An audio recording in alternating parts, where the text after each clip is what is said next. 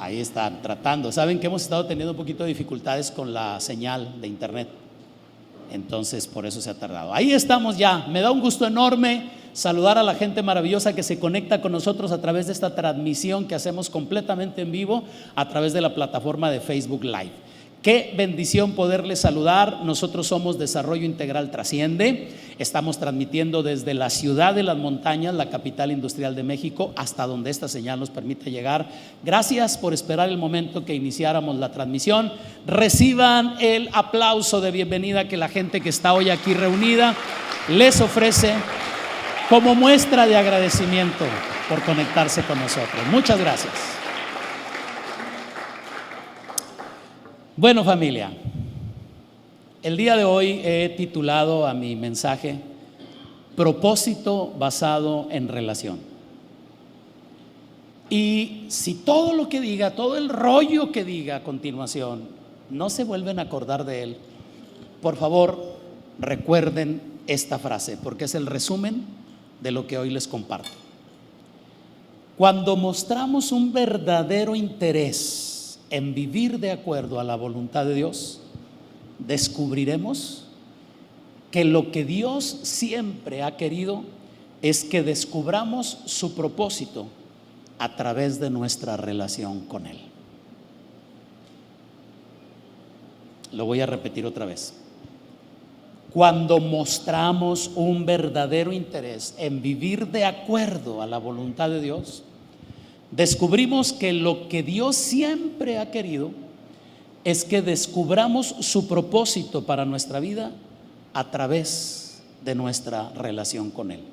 Es decir, vamos a descubrir, si me acompañan y se mantienen interesados en lo que hoy les comparto, vamos a descubrir o vamos a afirmar que lo que más quiere Dios, y esto tiene que ver con su voluntad, lo que más quiere Dios de ti y de mí es que aprendamos a vivir en comunión con Él. Todo se reduce a eso. Lo que Dios siempre quiso es tener comunión con el ser humano. Después de haber compartido los últimos dos mensajes en el tema de la voluntad de Dios y con la idea de que al descubrir la voluntad de Dios podamos reinar en vida, los invito hoy a considerar el valor que para Dios tiene nuestra comunión con Él, lo importante que es para Dios nuestra comunión con Él. Por favor, tomen la Biblia y vayan conmigo. Mateo capítulo 7, versos 21 al 23. Nuestro precioso Salvador, el Señor Jesucristo, levantó su voz y le enseñó a sus contemporáneos esta poderosa y contundente verdad, la verdad que está expresada en estos versículos. Mateo capítulo 7, versos 21 al 23. Así está escrito. Dijo el Señor Jesucristo: no todo el que me dice Señor, Señor, entrará en el reino de los cielos. Atención con la siguiente frase: sino el que hace la voluntad de mi Padre que está en los cielos. Muchos, diga conmigo, muchos. No sé si alguna vez le he impresionado con la profundidad de mi sabiduría. He descubierto que cuando la Biblia dice muchos, son muchos. Y cuando la Escritura dice pocos, son pocos. Y aquí dice muchos. Así que preste atención, porque muchos, no pocos, muchos, dijo el Señor, me dirán en aquel día: Señor, Señor, ¿no profetizamos en tu nombre? Y en tu nombre echamos fuera demonios, y en tu nombre hicimos muchos milagros. Y entonces les declararé: nunca los conocí. Apártense de mí, hacedores de maldad.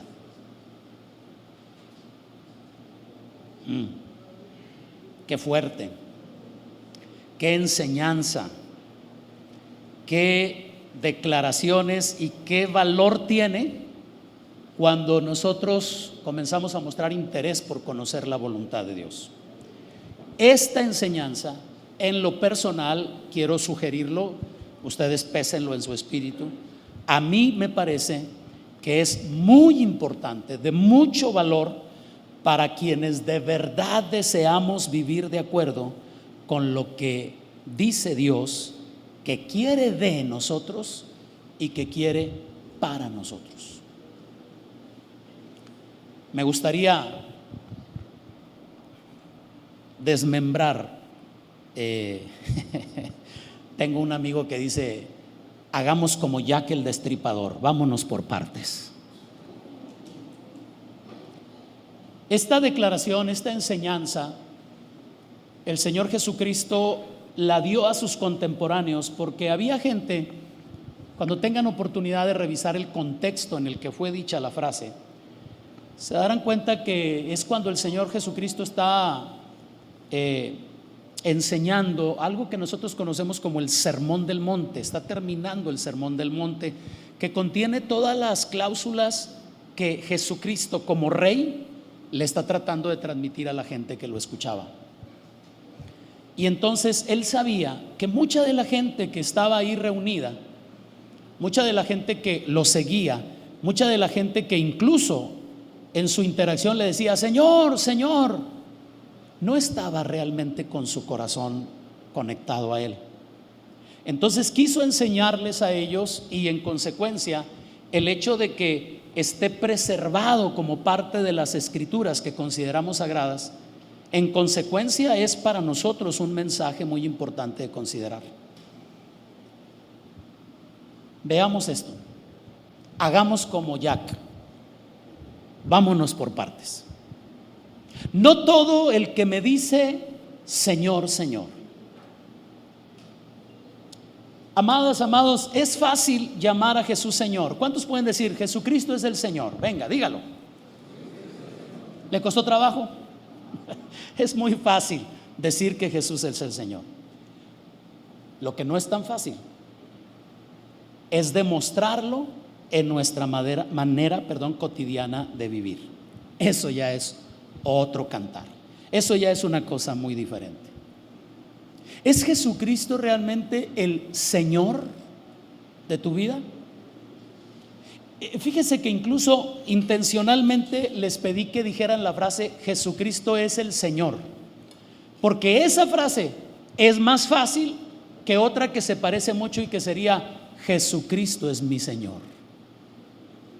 Porque una cosa es decir Jesús es el Señor, y otra muy distinta es declarar Jesús es mi Señor, el Señor de mi vida. Pero ¿qué quiere decir esta expresión? ¿Por qué el Señor le da tanta relevancia a esta frase o a esta palabra, esta expresión Señor, Señor? Porque cuando la analizas, la palabra que Él utilizó y que se tradujo al español como Señor, literalmente significa amo, significa dueño. No debemos olvidar que en la época en la que el Señor Jesucristo vivió en esta tierra y en la época en la que fue compilada la Biblia, la Escritura, se practicaba la esclavitud. Y de hecho pues había personas que sufrían el hecho de ser esclavos, porque ser esclavo nunca ha sido algo agradable y porque Dios no diseñó al ser humano para que sea esclavo. Pero se practicó durante mucho tiempo en el planeta la esclavitud, y en las tierras bíblicas así era. Cuando el Imperio Romano comenzó a ejercer presión, cuando comenzó a ejercer dominio sobre la parte habitada de la tierra en aquella época, se practicaba la esclavitud. Los romanos compraban esclavos, había un mercado específico, y en la cultura judía había una cláusula que cuando un judío entraba en una etapa de quiebra terrible, cuando estaba pasándola muy mal, podía él ofrecerse como siervo, como esclavo voluntario hacia un familiar, para servirle a ese familiar y que ese familiar lo ayudara a salir de la ruina en la que se encontraba. De hecho, este es el antecedente que nos ayuda a entender lo de la fiesta del jubileo. ¿Alguna vez oyeron hablar de la fiesta del jubileo? Cada 50 años en Israel, hasta la fecha, se sigue celebrando una fiesta que le llaman la fiesta del jubileo. La fiesta del jubileo básicamente consistía en una instrucción divina para evitar que una persona fuera esclava toda su vida o que perdiera su patrimonio por el resto de las generaciones. De tal manera que cada 50 años las personas que se veían en la necesidad de ofrecerse como esclavos para sus familiares, cuando llegaba el jubileo, la ley establecía que quedaban libres en forma automática.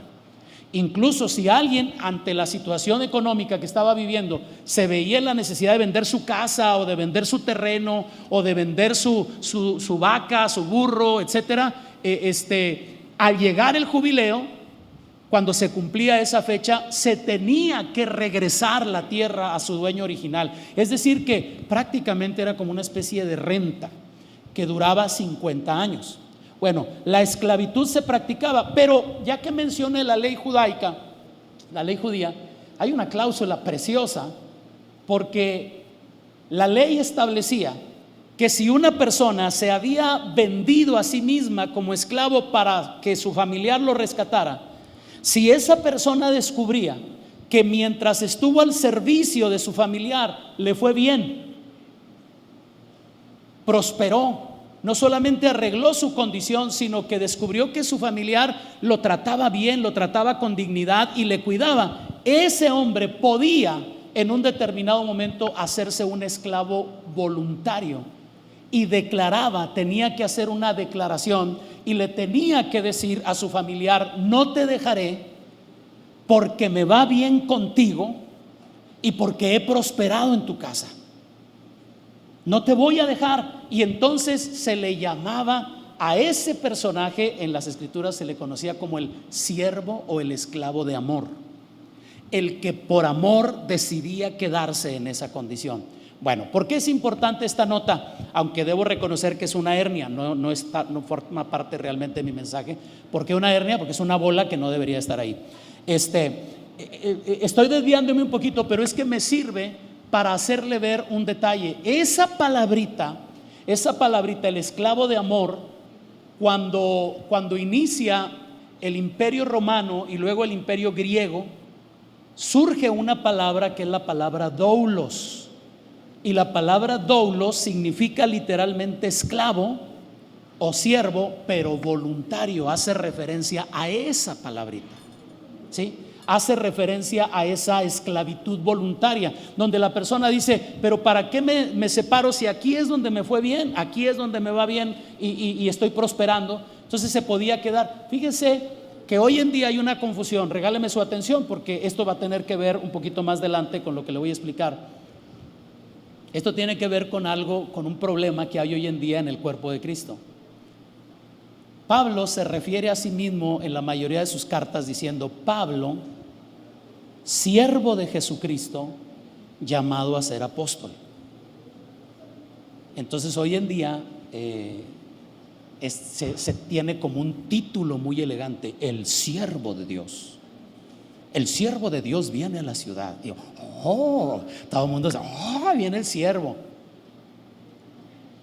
Qué mal, porque no se entiende esa palabra.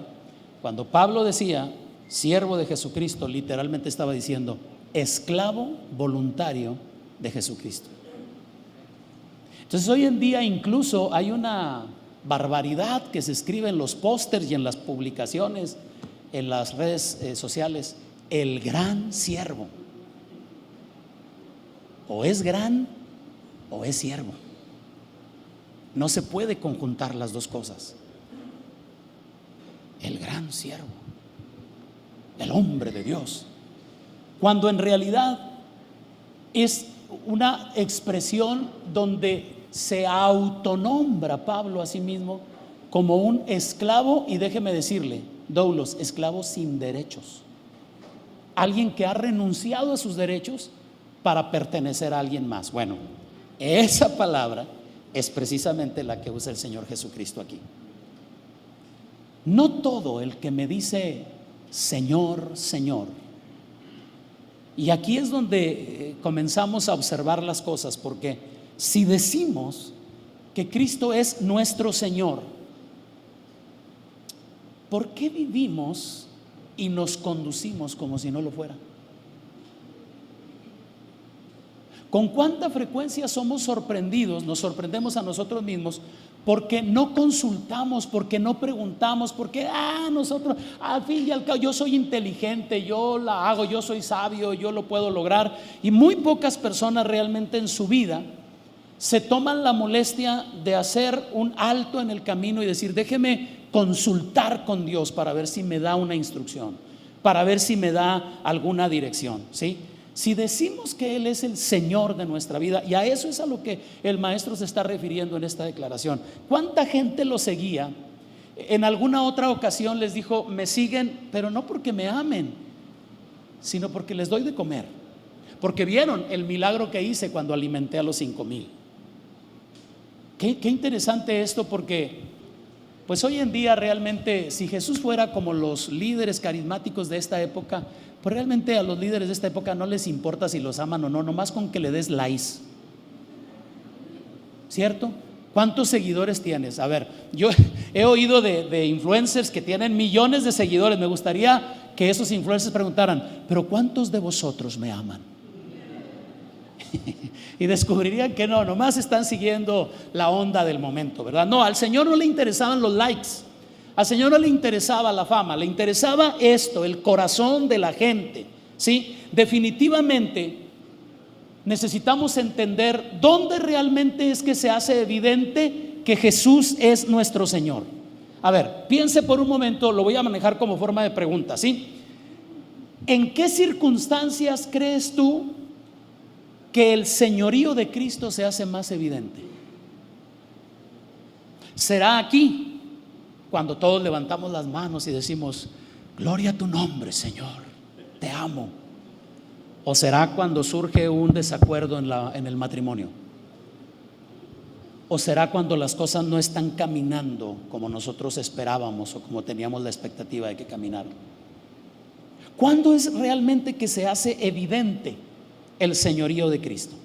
Bueno, yo pienso personalmente que definitivamente no es aquí, ni es en los ambientes donde todo marcha de una manera positiva, donde nada se complica. Más bien pienso que se hace muy evidente en nuestra vida el señorío de Cristo cuando las cosas no van como nos gustaría, cuando van al contrario de lo que esperamos. Es en ese tipo de circunstancias en el que demostramos que de verdad Jesucristo es el Señor de nuestra vida.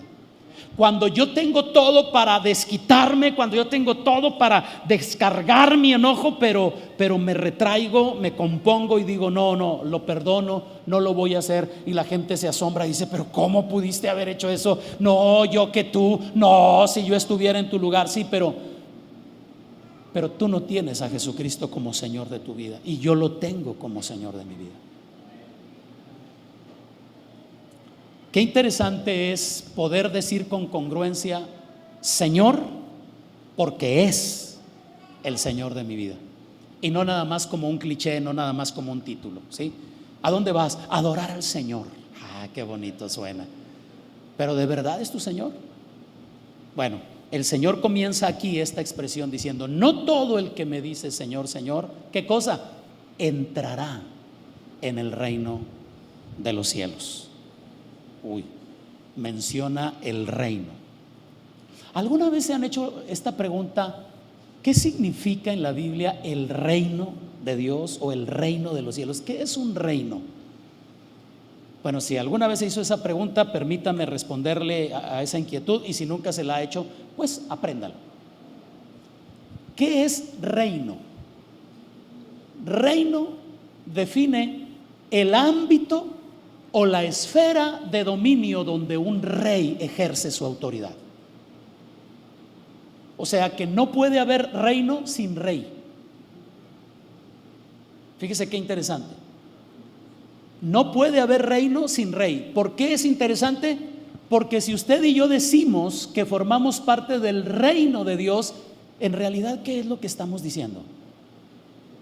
Que hemos entrado a un ámbito donde hay un rey, donde alguien gobierna, donde un ser ejerce su gobierno, ejerce su dominio. Entonces mire qué interesante, porque cómo entra en congruencia. No todo el que me diga Señor, Señor, en realidad está formando parte del reino de los cielos, porque el reino de los cielos es el ámbito o la esfera de dominio donde se hace la voluntad de Dios, como en el cielo, en esa área o en ese ámbito, en esa esfera de dominio.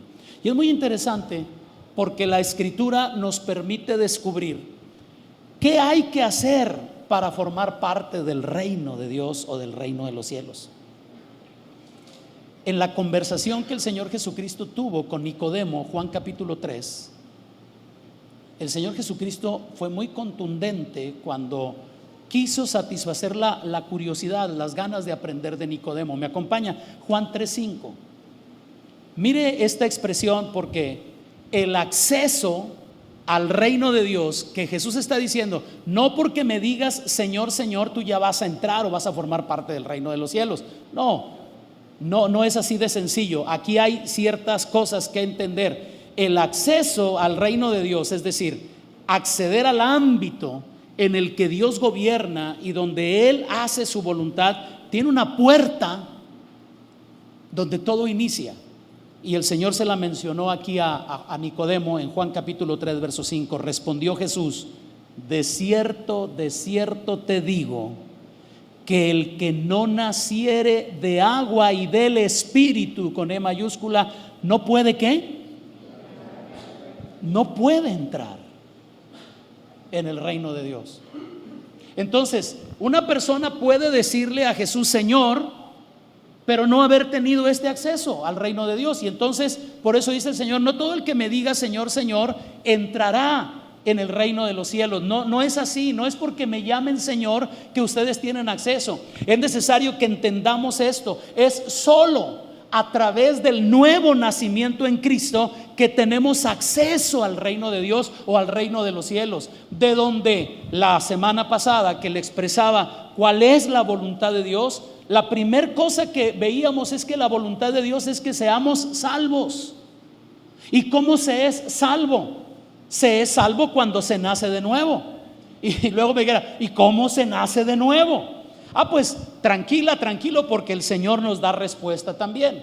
Vaya conmigo nuevamente al Evangelio según San Juan, capítulo 1, versos 12 y 13, porque ahí el Señor dice específicamente en qué consiste o qué es lo que una persona debe hacer para nacer de nuevo. Juan capítulo 1, versos 12 y 13 dice: mas a todos los que le recibieron, ponga su dedito índice ahí frente a usted y diga: uno, recibieron. Y luego dice: a los que creen en su nombre. ¿Sí? Ahora todos háganme la señal de amor y paz, pero voltee con la persona y dígale: aquí hay dos cosas que hacer. Dígale: no te estoy diciendo amor y paz, te estoy diciendo que necesitas recibirle y necesitas creer en su nombre. ¿Por qué? Dice: a los que le recibieron, a los que creen en su nombre, ¿qué les dio? Les dio potestad, o sea, derecho legal de ser hechos hijos de Dios. Y luego agrega, verso 13: los cuales no son engendrados ni de sangre, ni de voluntad de carne, ni de voluntad de varón, sino de Dios. Aquí está. ¿Cómo sé? ¿Qué garantía tengo de que yo soy un nacido de nuevo? Es muy sencillo. Yo nací de nuevo porque yo sentí bien bonito el día que me convertí. Una tembladera que me agarró. Perdóneme, gracias a Dios porque sintió la tembladera. Gracias a Dios porque oyó angelitos cantando. Gracias a Dios por todo lo que usted haya experimentado. Pero capte esto. Una persona se constituye en hijo de Dios cuando llena estos dos requisitos. El primero, recibir al Señor. ¿Qué significa recibir a Cristo? Recibir a Cristo, no me refiero al acto aquí de decir pásele y diga yo te recibo. No, me refiero a entender lo siguiente: reconocer que Jesucristo es el Mesías prometido a Israel y es el Señor de la iglesia. El Mesías prometido a Israel, el que tanto Israel estaba anhelando y que lamentablemente, si tiene acceso al versículo 11, dice: a los suyos vino, pero los suyos no le recibieron. Mas a todos los que le recibieron, a los que creen en su nombre, les dio esta potestad, este derecho legal. Entonces, recibir a Cristo no es solamente decir con mis labios: te recibo, Señor. Claro, forma parte de, pero tiene que ver con el entendimiento de reconocer en Jesús al Mesías prometido a Israel y al Salvador de la iglesia, al Redentor de los que no somos judíos. Recibir a Cristo es poder responder como Pedro le respondió al Señor cuando el Señor hizo la pregunta: ¿quién dicen ustedes que soy yo? ¿Alguien recuerda qué respondió Pedro? Tú eres el Cristo. Fíjese que no dijo tú eres Cristo, dijo tú eres el Cristo, el Hijo del Dios viviente. Eres el Cristo. ¿Qué significa eso? La palabra Cristo es el equivalente en griego a la palabra hebrea Mesías.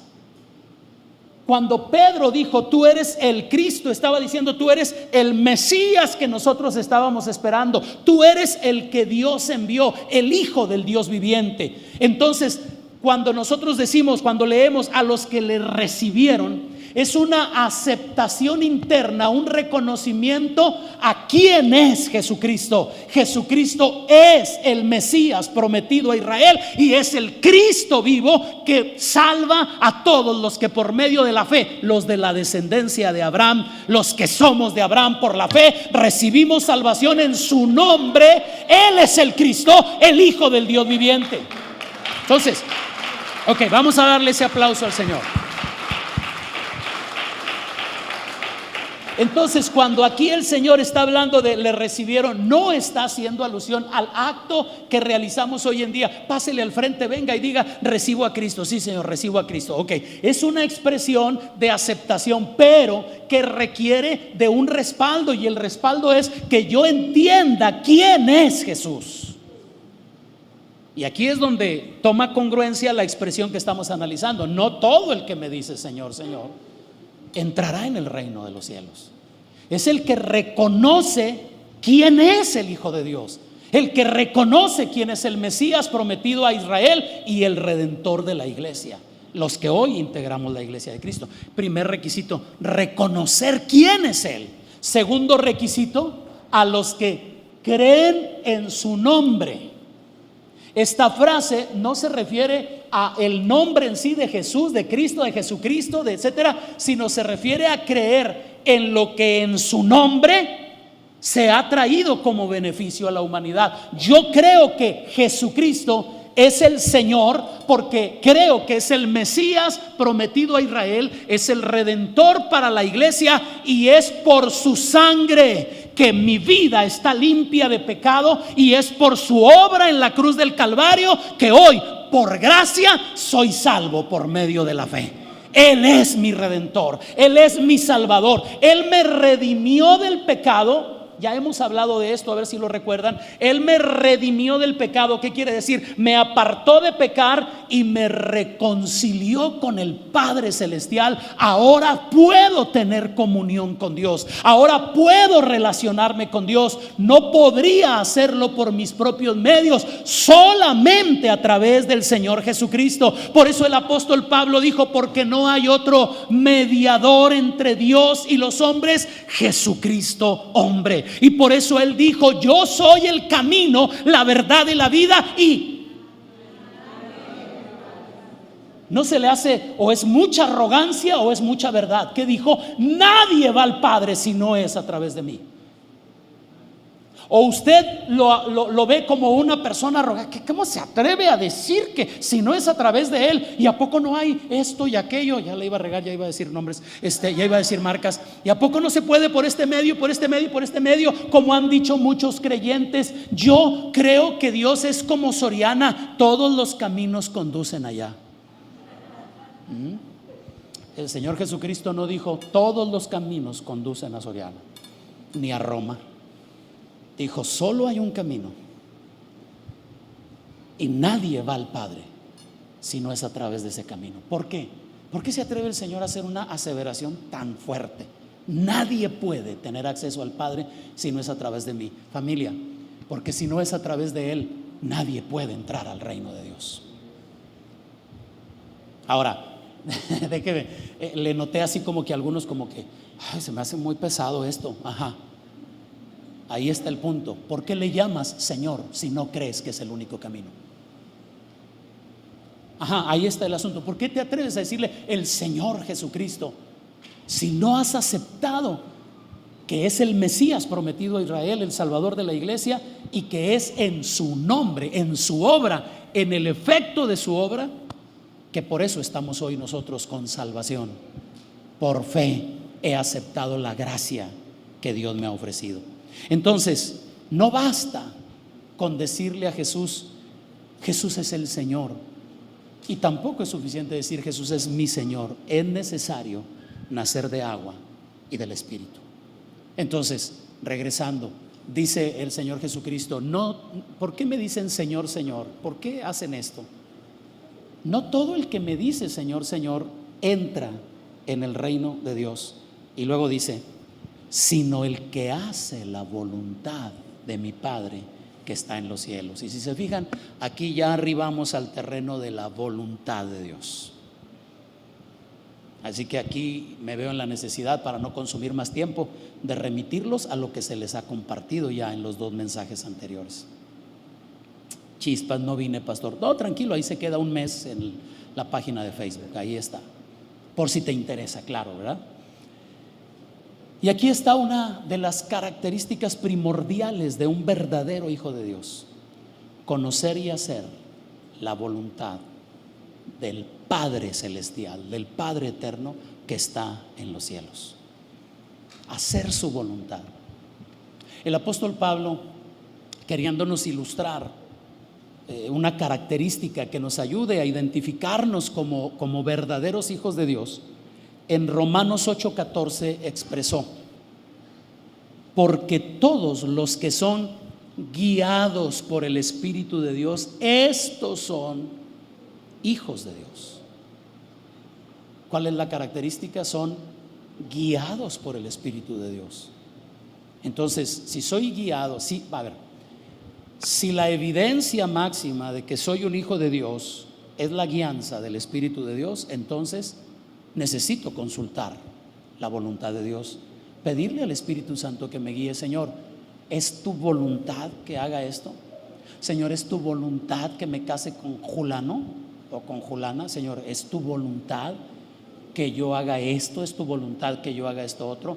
Ay, pastor, pero ¿no se le hace una vida muy exagerada? Bueno, no sé, ¿qué tipo de vida quieres vivir?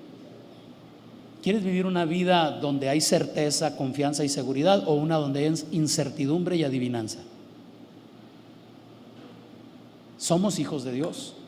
Debiéramos aprender a ser guiados por el Espíritu de Dios. Entonces, eso es lo que nos faculta para poder hacer la voluntad de nuestro Padre que está en los cielos. Es la guianza del Espíritu Santo la que identifica a los verdaderos hijos de Dios. En otras palabras, es la firme determinación que cada uno de nosotros debe asumir de hacer la voluntad de Dios, lo que evidencia que estamos realmente en relación o en comunión con Dios. Y luego viene esta otra parte del texto que estoy utilizando. Muchos, otra vez diga conmigo, muchos. Dígale a la persona que tiene a su lado, muchos significa no pocos. Muchos me dirán en aquel día. Fíjense cómo utiliza el Señor. Muchos me dirán en aquel día, Señor, Señor. O sea, comienza el relato diciendo, ¿por qué me dicen Señor, Señor? O no todo el que me dice Señor, Señor. Dicen, muchos en aquel día me dirán, Señor, Señor. Y por favor, agárrense de la silla y lean detenidamente esto, porque esto se pone fuerte. Aquí hay turbulencia. ¿No profetizamos en tu nombre? ¿No echamos fuera demonios en tu nombre? ¿Y no hicimos muchos milagros en tu nombre? Y aquí quiero transmitir esto, déjenme ver si lo puedo hacer de una manera efectiva. Un enfoque equivocado, un enfoque erróneo que ha permanecido, que ha prevalecido durante mucho tiempo en el ámbito de la iglesia, es el pensar que a Dios le interesa más lo que hacemos que lo que somos. A ver, sorpréndase un poquito. ¿De qué están hablando estos muchos? De lo que hicieron. No profetizamos, no echamos fuera demonios, no hicimos muchos milagros, no pocos, muchos milagros. O sea, esta gente que está aquí relatada es un tipo de persona que cree que lo que satisface, agrada el corazón de Dios es lo que hacemos y no lo que somos. Y el Señor lo está manejando con una connotación negativa, ¿lo pueden ver? O sea, muchos me van a decir en aquel día: Señor, hicimos, Señor, hicimos, Señor, hicimos. Y qué interesante es descubrir, darnos cuenta que el enfocar la vida en lo que hacemos va en dirección completamente contraria a la manera de pensar de Dios. Dios no está tan interesado en lo que haces, sino en lo que tú eres, porque cuando tú eres lo que Él quiere que seas, harás lo que Él quiere que hagas. Pero si el enfoque es hacer, probablemente hagamos muchas cosas, pero no estemos en la misma sintonía de lo que Él quiere de nosotros.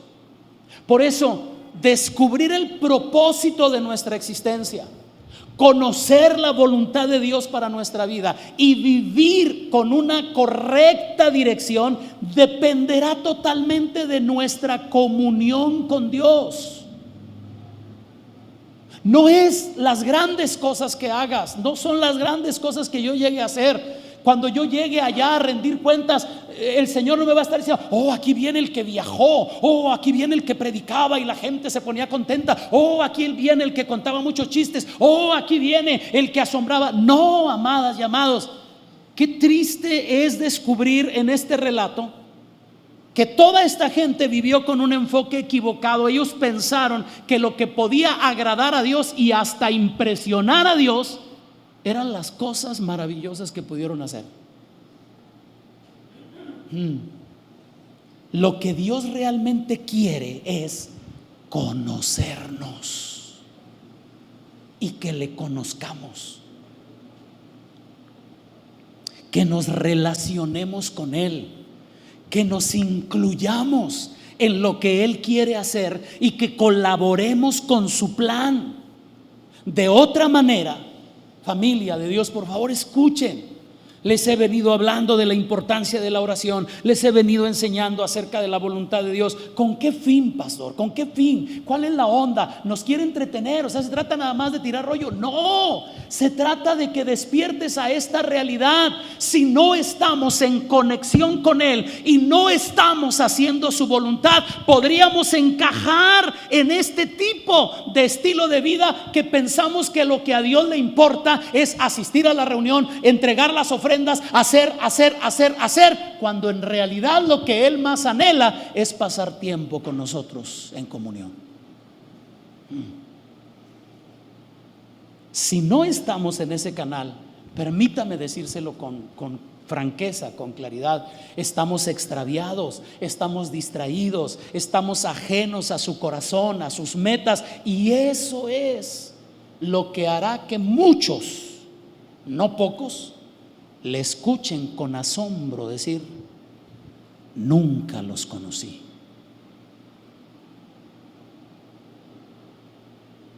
Amadas, amados, esto es para asombrarse un poquillo, aunque se háganlo fingidamente, pero asómbrense un poquillo y digan: ¿qué? O sea que se puede profetizar, se puede echar fuera demonios y se puede hacer muchos milagros sin que Dios me conozca. Wow. Esto es para, no sé, sugiero que por lo menos diga: órale, ¿cómo así, señorita? Nunca los conocí,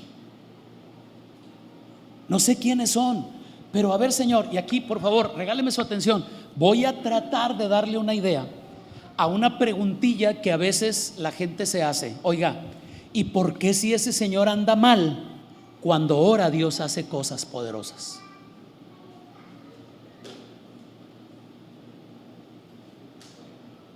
Atención. ¿Por qué si tal persona no anda bien en su testimonio? La verdad es que hace las cosas bien mal, anda desordenadamente, anda haciendo, pero cuando ora hay sanidades. ¿Y sabe qué piensa ese que anda desordenado y anda mal? Piensa que Dios lo respalda en su manera negativa de vivir, porque Dios hace milagros cuando él ora. Y aquí tenemos una respuesta. ¿Por qué se puede llegar a hacer este tipo de cosas sin conocer a Dios? Porque se están haciendo en el nombre del Señor Jesucristo. Y en el nombre del Señor Jesucristo se dobla toda rodilla de las que están en los cielos, de los que están en la tierra y aún de los que están en las aguas debajo de la tierra. Entonces, ¿qué significa esto? Cuidado, aquí hay un grito de alerta. Significa que tú puedes admirar demasiado a un ministro, porque cuando ora suceden cosas tremendas y Dios ni siquiera lo puede conocer.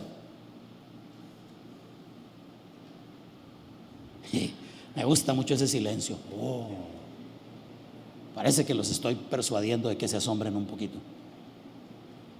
Cuando una persona aprende que en el nombre del Señor Jesucristo las enfermedades se someten, que en el nombre del Señor Jesucristo los demonios se someten, que en el nombre del Señor Jesucristo cosas sobrenaturales pueden suceder, esa persona puede correr un gran peligro, porque puede pensar que es por él que las cosas suceden, y ninguna de esas cosas sucede por la persona. Déjeme ver si lo podemos ilustrar con un pasaje bíblico. ¿Se acuerda que cuando el Señor Jesucristo entró a Jerusalén, entró montado en un pollino, en un burrito? No sé si han leído eso. ¿A alguien se le ocurrió la historia del burrito que luego estaba diciendo: cuánto me admira la gente, que voy entrando a la ciudad y todos me aplauden, me hacen rebuznar de alegría, me tiran palmas en el piso para que yo las pise? ¡Wow! Qué tremendo burro soy, qué gran burro soy. Y el que tuvo la idea le dijo: burro, no te están aplaudiendo a ti, están aplaudiendo al que va arriba de ti. ¿Cuántos creen que él sí merece toda gloria, honor y alabanza? Cuidado, cuidado, cuidado con esas ínfulas de grandeza que a veces oramos por una persona y vemos que sanó. Los primeros asustados somos nosotros. Padre, Señor, te pedimos. Ay, me siento bien. ¿En serio? Sí. Ay, caray. Pero luego lo volvemos a hacer otra vez y luego, a ver, tráiganmelo. Ahora sí, ya, tráiganmelo. Vuelvo a levantar. Levanta. ¡Oh, shamalá! Ay, ¿qué pasó? ¿Qué pasó? Tranquilo, tranquilo. Esto me parece una verdadera tragedia, que el Señor nos esté anunciando que a aquellos tendrá que decirles: nunca los conocí. Gente que hizo cosas buenas, gente que hizo cosas que beneficiaron a muchos, gente que hizo cosas asombrosas, atención, pero que no estuvieron fundamentadas en la relación o en la comunión con Dios.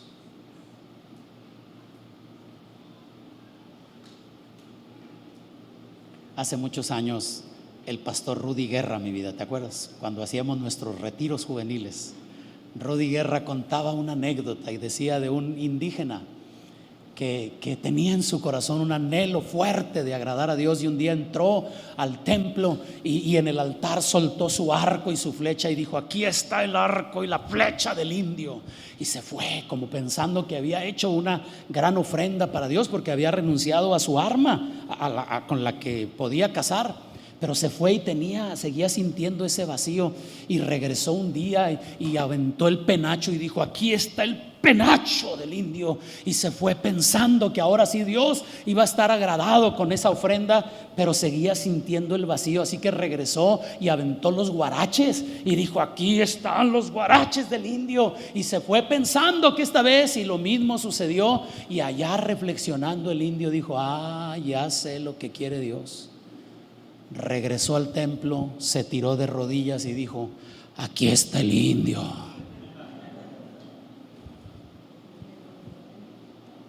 ¿Qué crees que quiere Dios de ti? tu penacho, tu arco, tus guaraches del 8. No, vamos, todo el mundo diga conmigo, quiere al indio. Ayúdeme a predicar, dígale a la persona que está a su lado, te quiere a ti. Te quiere a ti. ¿Qué es lo que el Señor nos está enseñando aquí? Que debemos entender que lo más importante para Él es que descubramos el propósito de Él para nuestra vida por medio de relacionarnos con Él.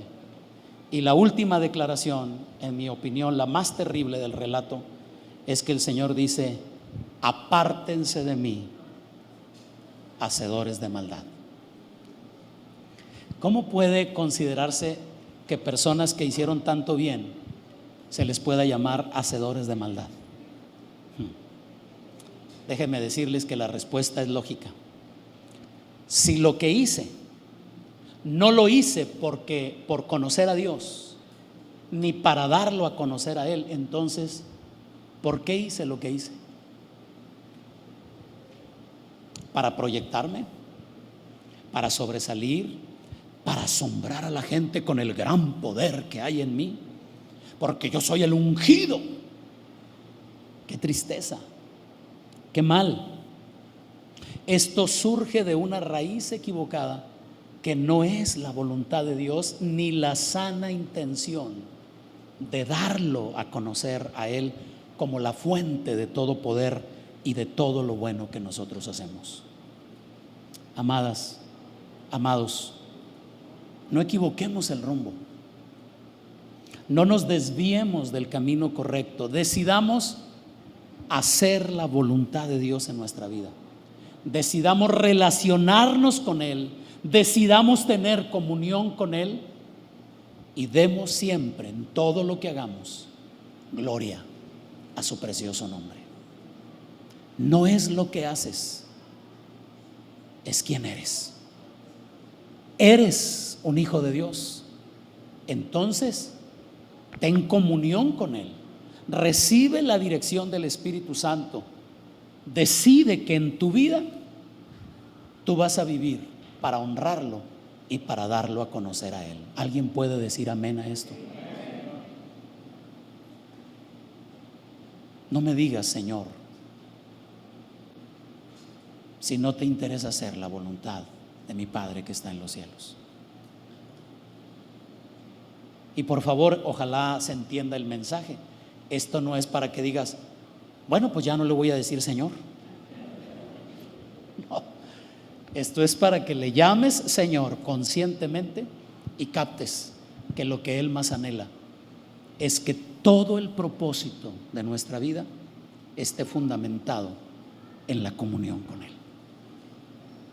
Que lo más importante es que Él nos conozca y nosotros le conozcamos. Alábese en esto, dijo el profeta, el que se hubiere de alabar, en entenderme y en conocerme, que yo soy Jehová, que hago misericordia y juicio en la tierra, porque estas cosas quiero, dice el Señor. Alábese en esto, el que se hubiere de alabar, no en los milagros, no en las maravillas. Alábese en esto, el que se hubiere de alabar, en conocer a Dios y en entender a Dios. Amadas, amados, termino este mensaje haciéndoles una invitación en amor. Conoce a Dios, conoce su voluntad, tu propósito, el propósito de Dios para tu vida, el propósito de tu existencia debe estar fundamentado o basado en relación. ¿Qué quiere Dios de ti? ¿Qué quiere Dios de mí? Que lo conozcamos y que Él nos pueda conocer, que pueda haber esa comunión íntima de la que habla David en el Salmo 25. La comunión íntima de Jehová es con los que le temen y a ellos dará a conocer su pacto. Oremos, digámosle al Señor: Padre, mi mayor anhelo y mi mayor deseo es conocerte a ti y que tú me conozcas a mí. ¿Me acompañan a orar? ¿Sí? Padre, gracias por esta oportunidad.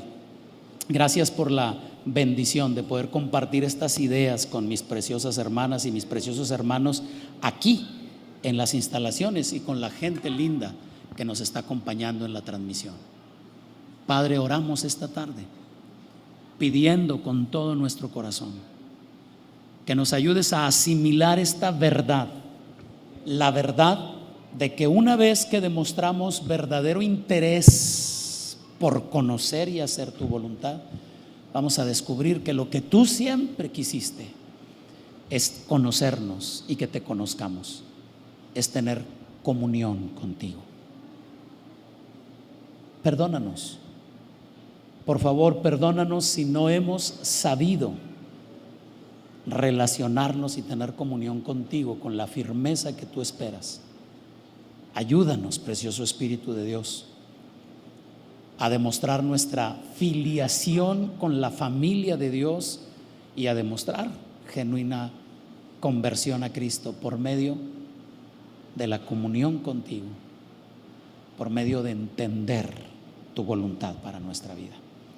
Líbranos, Señor, del engaño de las obras fabulosas, de las obras llamativas. Ayúdanos a entender que aunque somos llamados a realizar ese tipo de obras, no estamos llamados a realizarlas desconectados de ti, sino a realizarlas para la gloria de tu nombre, Señor, para que tu nombre sea exaltado y sea glorificado. Señor, oramos en el nombre poderoso de Jesucristo. ¿Me ayudas? Puedes extender ahora